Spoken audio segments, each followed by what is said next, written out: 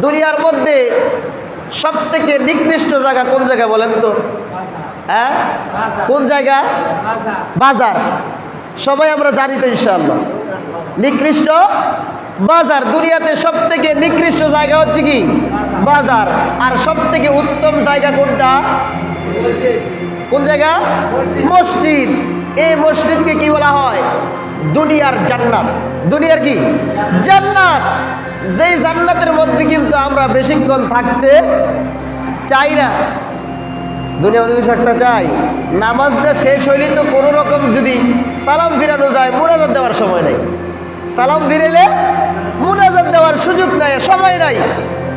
অথচ যেই জায়গাকে রসুলের নুরানি জবান দিয়ে, নবুয়তের জবান দিয়ে নিকৃষ্ট বলেছেন, ওই জায়গাটাকে আমরা বেশি পছন্দ করি, ওই নিকৃষ্ট জায়গার মধ্যে আমরা বেশি সময় দেই।